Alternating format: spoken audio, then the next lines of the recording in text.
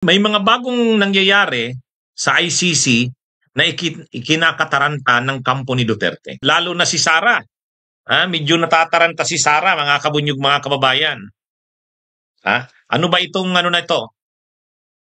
Ganito, mga kabunyog, ang latest sa ICC. Patapos na yung deadline na binigay ng ICC pre-trial chamber sa part ng prosecution. Kaya yung prosecution, obligado na ang prosecution na i-declare, i-disclose, yun ang term. Disclosure of evidence, disclosure of witnesses. Ngayon, dahil palapit na yung deadline, nag-submit na ang prosecution ng mga ebidensya nila ng mga testigo. At ang noong nakaraang araw, pang 12 ng batch ng ebidensya ang sinubmit ng prosecution. Ibig sabihin, ganun karami Ganun karami na ang ebidensya laban kay Duterte. Pang 12 ng batch. Itong huling batch na ito na sinubmit ng isang araw, pang 12 na batch, 1,253 na items ng ebidensya. Dito, mga kabunyog, dinidisclose na. Dati kasi hindi naman alam ng kampo ni Duterte, kahit na mga abogado niya, hindi naman alam ng defense kung ano yung mga ebidensya at testigo, sino-sino ang mga testigo, ano-ano ang mga ebidensya laban kay Duterte. Pero dahil malapit na yung confirmation of charges hearing, sa September 23, 2025, confirmation of charges hearing na. Kaya, dahil palapit na yung confirmation of charges hearing na yan, obligado na ang prosecution na i-disclose. Ibig sabihin, ilabas at ipaalam sa defense kung ano talaga ang mga ebidensya at sino-sino ang mga testigo ng prosecution. Ay ang lumilitaw ngayon, tambak na talaga ang ebidensya. Imaginin nyo yung pangdusi lang na package o batch, pangdusing batch ng ebidensya, 1,253 na. Mas marami nung mga una at ikalawang batches. So ibig sabihin, kung ebidensya at ebidensya lang, tambak na kasi pangdusing batch na. Pangalawa, marami ring mga testigo. Ibig sabihin, aside kay Las Cañas, aside kay Matubato, may iba pang mga testigo. At itong mga testigong ito ay ni-reveal na, dinisclose na. Kaya nalaman na ito ng kampo ng mga Duterte, lalo na ni Sara, ng abogado nilang si Kaufman. Kasi ngayon lang yan dinisclose Umaabot na sa stage na dinisclose na ng prosecution ang mga testigo. Dati kasi wala pang disclosure. Humingi pa ang prosecution ng extension ng time na wag muna nilang i-disclose. Wag mo nang ipaalam sa defense kung sino-sino ang mga testigo at ano-ano ang mga ebidensya. Pero may deadline na binigay ang korte. Hindi naman pwede na malapit na yung confirmation of charges hearing, September 23 na yan, hindi pa rin i-disclose. So ngayon na-disclose na. Na-disclose na sa prosecution ay sa defense. So alam na ng defense ang mga testigo. Alam na rin ng defense ang mga ebidensya. So ngayon, anong nangyayari? Kabado na ang mga Duterte, lalo na si Sara. Bakit? Bakit, mga kabunyog? Nakita na ngayon ng kampo ni Duterte, nakita na ni Kaufman, nakita na rin ni Sara, mabibigat ang mga ebidensya. Marami silang mga ebidensya na hindi nila alam, mayroon palang ganon. Marami rin silang nalaman ngayon na dati hindi nila alam.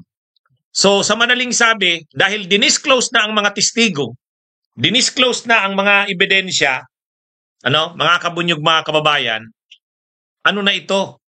Kumbaga, nataranta ngayon ang kampo ng Duterte. Kahit si Kaufman, nakita niya mabigat. Mabigat ang mga mabigat ang mga ebidensyang ito. Kaya para kay Kaufman, hindi na talaga dapat na dumating sa trial, dapat ma-dismiss na doon pa lang sa issue ng jurisdiction. Si Sara Duterte din, nandun siya ngayon sa dahig, malamang pinaalam na sa kanya ni Kaufman, pinakita na yung mga ebidensya, pinakita na yung mga testigo. At ayon sa nalaman natin, parang nabigla si Sara sa dami ng ebidensya at testigo. Hindi nila ine-expect yun. Kaya, di ba noong dati paulit-ulit si Sara na wala namang ebidensya, wala namang testigo, ay ngayon, dinisclose na yung mga testigo at ebidensya kasi pumasok na sa disclosure eh.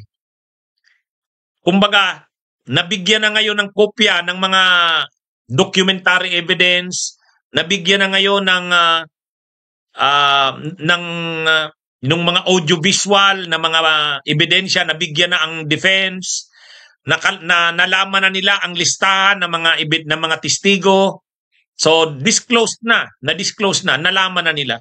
Nalaman na ngayon ng kampo ng Duterte, nalaman na ni Attorney Kaufman, nalaman na ni Sara, grabe pala ang ebidensya at mabibigat. May mga testigo at mga ebidensyang hindi nila ini-expect. Siyempre, dati naman, hindi naman nire-reveal yan, hindi naman dinidisclose eh. Eh ngayon, dinisclose na. Kasi, yung deadline na binigay ng pre-trial chamber para i-disclose, dumating na. Dahil maghahanda na rin kasi ang defense ng depensa nila. Nang makita ngayon nila Sara Duterte ang ebidensya, medyo nabigla sila. Kahit si Kaufman nabigla. Grabe pala ang ebidensya, mabigat. Mga testigo, mabigat din. Kasi posibleng may mga testigong hindi nila inaasahan. Halimbawa, mga pulis. Posibleng may mga pulis na magtitestigo, hindi nila alam yun. Mabigat pala. So, ngayon lang nila yan nalaman. Bakit ngayon lang nila yan nalaman? Ngayon kasi na yung deadline na binigay sa disclosure. Siyempre dati kasi pinoprotektahan ng prosecution mga testigo. Ayaw nilang ipaalam. Ay hindi naman pwedeng hindi ipaalam kasi malapit na nga yung malapit na yung confirmation of charges hearing. Sa September 23 na eh. Kaya ngayon, naobliga na ang ang prosecution na i-disclose na, ipaalam na. Nalaman na ngayon nila Sara. Nang makita nila, grabe pala ang tambak palang ebidensya at may mga testigo pa na medyo mabibigat. Hindi nila alam yun nung una. Yan mga kabunyog. Yun yung nalaman natin na development yan. Kumbaga, yung disclosure ng mga testigo at ebidensya, nabigla.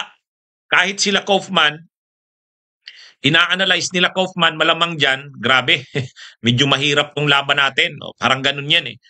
Tapos sa mga testigo, hindi nila inaasahan, may ganun palang mga testigo. Kaya ito, medyo natataranta na yan sila Sara. Mga kabunyog, natataranta na yan. So ngayon, ano na ang ginagawa? Ano na ang ginagawa nila Sara? Ang ginawa ni Sara ngayon, mga kabunyog, mga kababayan, yung latest na statement ni Sara, kung titingnan natin, ang latest na statement ni Sara Duterte, nagbago na siya ng tono. Nagbago na ng tono. Bakit nagbago na ng tono? Kasi kung mapapakinggan natin nung isang araw, ang sabi ni Sara Duterte, ginamit niya na si Rene. Nakita niyo ba yon? Yung testigo na di umano bumaliktad. Kasi yan daw ay yung Rene, si Michael Maurilio. Ayon kasi 'di ba, lumabas yang si Michael Maurilio, ang pakilala niya, kaya siya nagtestigo laban kay Kibuloy dahil binayaran siya ni Risa Hontiveros ng 1 million. Ngayon, bumaliktad yang Rene na yan. Alias Rene. Ang pangalan niyan ay Michael Maurilio. Ano ang nangyari diyan kay Michael Maurilio alias Rene? Dati, nai-involve lang yan kay Kibuloy. Kasi ang pinapalabas niyan, testigo siya doon sa hearing ng komite ni Senadora Risa sa Senado nang iniimbestigahan ang kaso ni Kibuloy. Yung investigation in aid of legislation doon sa Senado ng komite ni Senadora Risa. Yan ang isa sa mga resource persons. Ngayon, bumaliktad. Ang sabi nito ni Michael Maurilio alias Rene, hindi daw siya daw ay binayaran ni Risa. Ngayon, ano ang connection dito sa kaso sa ICC? Dahil nakita na ni Sara, nakita na nila Kaufman na mabibigat ang ebidensya, gumagawa ngayon ng kwento sila Sara. Ano ang kwento ngayon nila Sara? Gusto nilang sirain yung mga ebidensya, gusto nilang sirain yung kredibilidad ng mga testigo. Kasi posibleng may nalaman sila Sara Duterte na mga testigo na matibay, kapanipaniwala.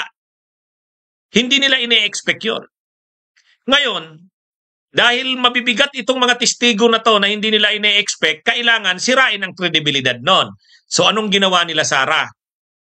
Itong si alias Rene, pinalabas nila itong Michael Maurilio.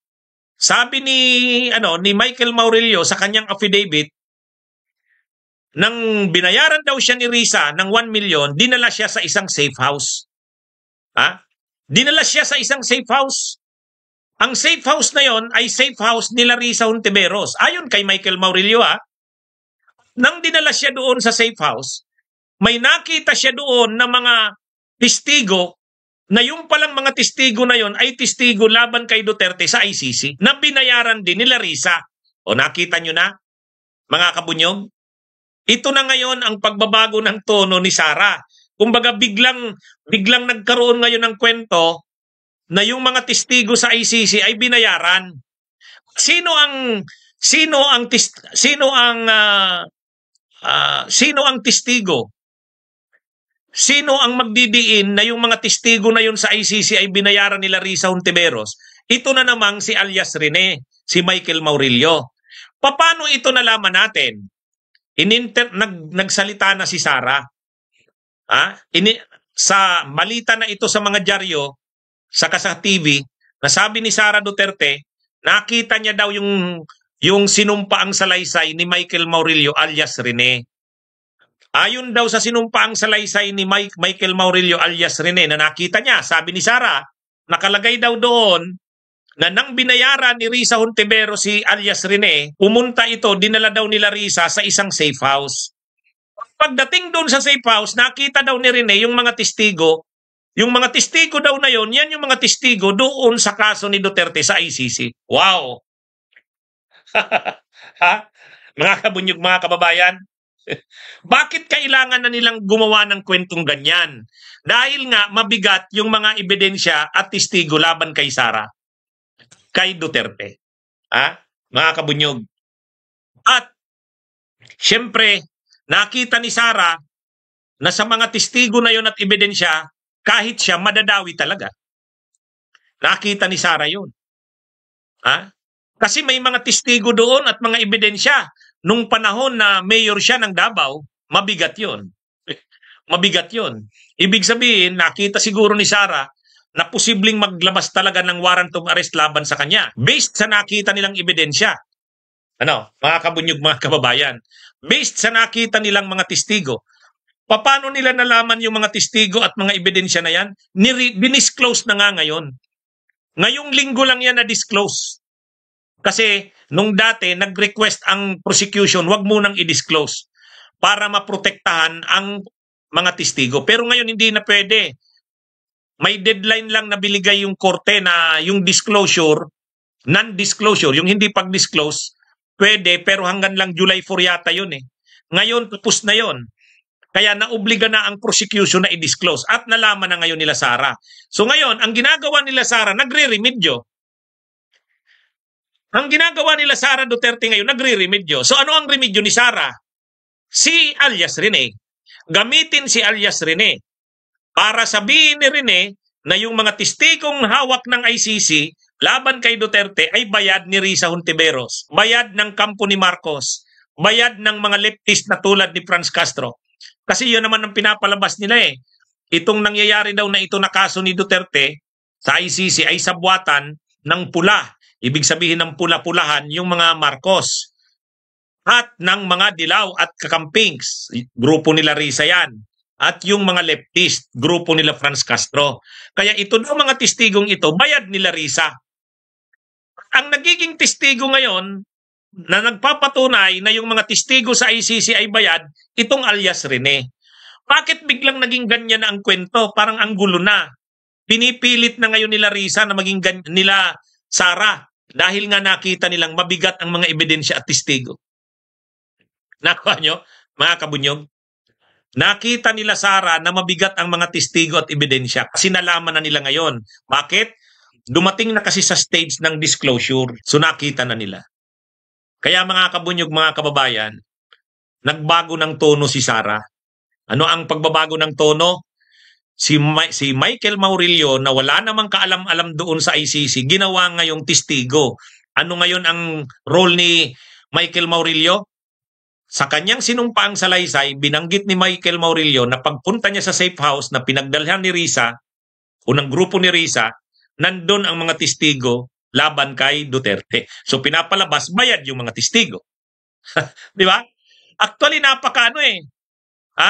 napakapilit ng kumbaga napakapilit ng ginagawa nilang narrative at kwento Kaya lang, bakit kailangan nilang gawin ng ganon? Ay kasi nga, mabigat ang mga testigo at ebidensya sa ICC. Pati si Sara madadawit.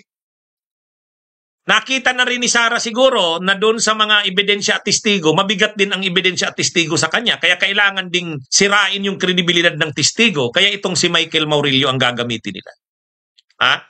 O yan mga kabunyog, mga kababayan. Kaya nung isang araw, nag-press con si Sara, hindi pala nag-press con, nagpa-interview, nagsalita doon sa dahig. Alam nyo kung anong sabi niya? Mga kabunyog, ang sabi ni Sara doon, sabi niya, nabasa niya daw yung affidavit ni Michael Maurilio. At nang nabasa niya daw ang affidavit ni Michael Maurilio, sabi ni Sara Duterte, nakita niya daw doon na sinabi ni Michael Maurilio, mga kabunyog, sinabi daw ni Michael Maurilio, ito, i-flash ko sa inyo o yan. Basahin nyo yung ito balita ito ng GMA, hindi ko ito gawa-gawa. Tingnan nyo mga kabunyog, GMA News, anong nakalagay sa baba? Sabi, BP Duterte sa nabasa niyang affidavit, alias Rene, nakasama umano sa safe house ang ilang testigo versus FPRRD sa ICC. O, kita nyo? Bakit kailangan nilang gumawa ng ganyang kwento ngayon? Kasi nga, nakita na nila na ang mga ebidensya at testigo ay mabigat. So ginagamit na nila ngayon si alias Rene. Pinagawa nila ito ng affidavit. Nabasa daw ni Sara yung affidavit ni Rene, alias Rene, at nakalagay doon na nang nabayaran na si Rene, dinala na sa safe house ni Risa Hontiveros, nandun daw ang mga testigo laban kay FPRRD. O di ba? Ang tindi nilang gumawa ng kwento, Mga kabunyog, mga kababayan, ang tindi. So ngayon, kung titingnan natin, ano na ang mangyayari dyan? Mga kabunyog, sa totoo lang, delikado ang mga testigo. Delikado ang mga testigo. Kasi nang nakita na nila, ang stage kasi ngayon, ang stage kasi sa ICC, nag-disclose na ng mga ebidensya at testigo. Dati kasi non-disclosure. Ngayon, dinisclose na. Dahil na-disclose na, nalaman na nila ngayon. Sino ang mga testigo? Sino-sino yan? Medyo mahirap na ang kalagayan ng mga testigo, mga kabunyog. Kasi siyempre, pag ang mga testigo ay mabibigat, at talagang mapipin down sila nito, gagawa sila ng ng hakbang niyan. Kaya, medyo delikado na ang kalagayan ng mga testigo ngayon. Kailangan na silang i-secure. Kaya nga 'di ba, ayaw ng prosecution na ma-release si Duterte kasi pag na-release si Duterte interim release, makakagalaw si Duterte. Hindi tulad ngayon na dahil nakakulong si Duterte, limited ang movements niya, limited ang galaw niya. Ang pwede lang na pumasok sa kanya sa kulungan yung pamilya niya at saka yung abogado. Kahit nga yung mga kaibigan ni Duterte, bawal. Kahit nga yung mga politiko na kaalyado ni Duterte tulad ni Aimee, ni Bato, si Bongo, si Robin Padilla, hindi. So ibig sabihin, limitado ang movement ni Duterte doon sa ICC ngayon. Pero pag nabigyan niya ng interim release, halimbawa yung sinasabi ni Robin Padilla na dadalhin sa Pilipinas, repatriation, kahit yung sinasabi ni Cayetano, yung ngayong araw, di ba, nag-file ng resolution si Cayetano ngayon na i-grant yung interim release Kahit doon na lang daw sa embahada ng Pilipinas sa Dahig, the Netherlands, ikulong, parang house arrest. Pagka ganun ang ginawa, makakapag-communicate si Duterte sa kanyang mga galamay. Mapapagalaw niya ang kanyang galamay, makakapag-instruction siya kung anong gagawin sa mga testigo. Hindi tulad ngayon, nandun siya sa ICC, nababantayan siya doon. Napapakinggan ang kanilang mga pinag-uusapan. So hindi makapurma si Duterte doon. Pero pag na-release yan, nagkaroon ng interim release, makakagalaw yan. Ay alam na ngayon kung sino-sino ang mga testigo. Dati ang alam lang na testigo si Las Cañas, Matubato. Ay ngayon mayroon pa yatang mga iba. Mabibigat ang mga testigong lumilitaw. At dati hindi nila alam yan. Pero dahil na-disclose na ngayon, alam na nila, pwede nang gumawa ng kontrahakbang ang mga Duterte sa mga testigong ito. Kaya sa totoo lang, pumasok na ngayon sa stage na alam na ng kampo ng mga Duterte ang mga testigo. Alam na rin ang mga ebidensya. Alam na nilang mabigat ang mga testigo at ebidensyang ito. Kaya gumagawa na sila ngayon ng mga hakbang. Ang unang ginawa, yun ngang sinabi ni Sara, na yung si Rene, alias Rene, ginagamit nila para magsabi na yung mga testigo ay bayad. O yan mga kabunyog, mga kababayan.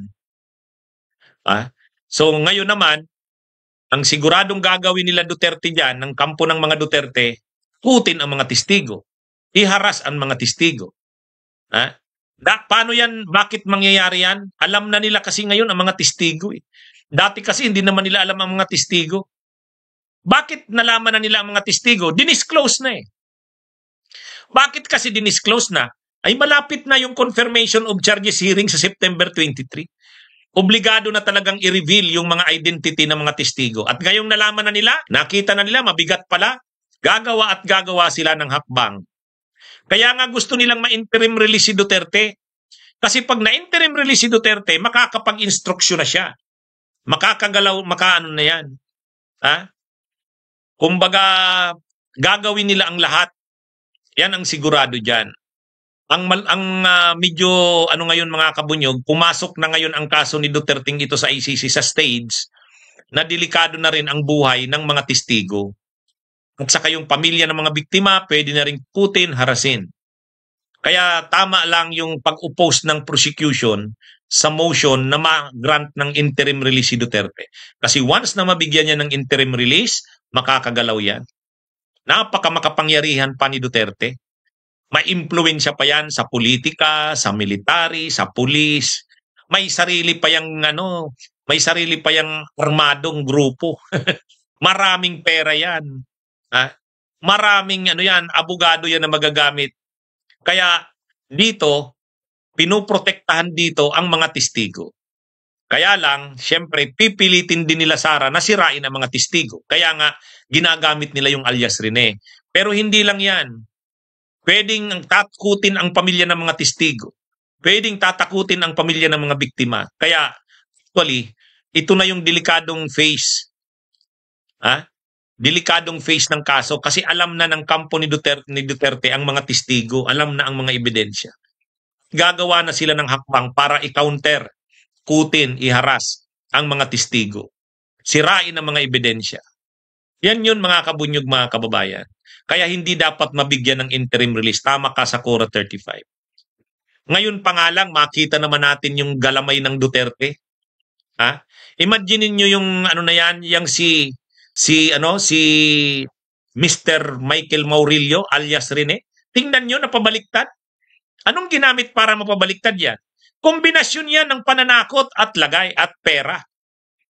Di ba? Pinagalaw dyan ng pera. Ang daming pera ng Duterte.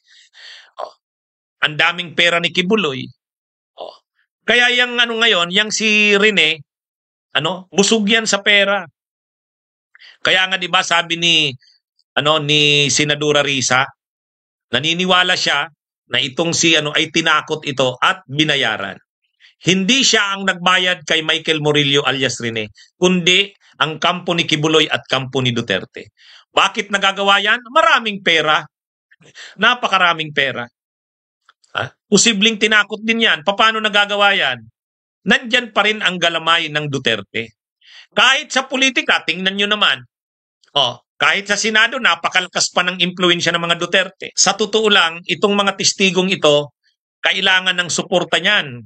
Kailangan palakasin ang loob ng mga testigo. Kasi sa ngayon, na alam na sila, kilala na sila, alam nilang gagawa na ng hakbang ang kampo ng mga Duterte para kutin sila, kutin ang pamilya nila para bumaliktad sila. Lalo pat ngayon, nakita ng mga Duterte, ni Sara, ni Attorney Kaufman, na mabigat ang mga ebidensya at testigo. Paano nila nalaman? Dinisclose na eh. Pumasok na sa disclosure. Yan na yung stage ngayon ng kaso eh. Disclosure. Nung mga nakaraang araw, wala pang disclosure. Ngayon, pumasok na sa deadline to July 4. Hanggang lang July 4 ang ibinigay. Kaya yan mga kabunyog, mga kababayan, yan po ang mga nangyayari sa ICC. Kaya medyo mahaba-haba yung talakayan ko ngayon.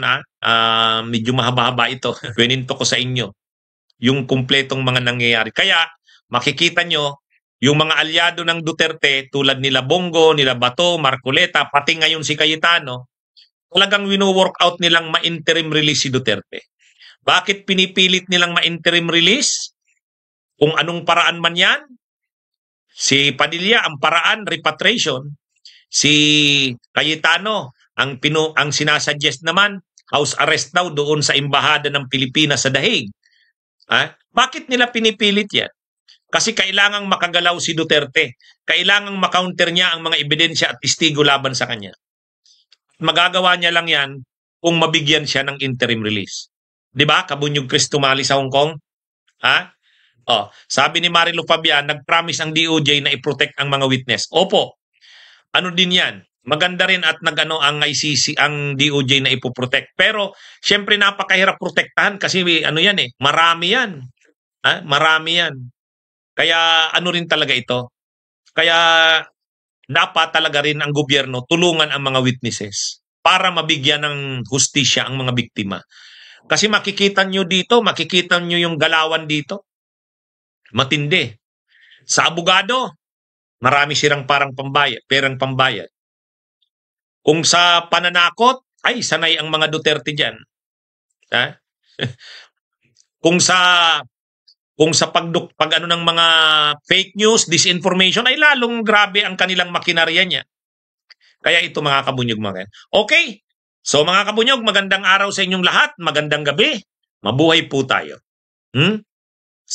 Abangan nyo po ang mga talakayan ko gabi-gabi. Sisikapin po natin na gawing comprehensive ang mga talakayan para malaman ng ating mga kabunyog, mga kababayan, ang kumpletong background tungkol sa mga isyong ating pinag-uusapan. Mabuhay po. Magandang araw sa inyong lahat. Mabuhay po tayo. Bunyog, bunyog, halikan na kasama ka. Bunyog, kapag buklod ay may pag-asa. Luzon, Visayas, Mindanao, isa ang pananaw. Sa bagong Pilipinas ang bunyog isisigaw. Bunyog.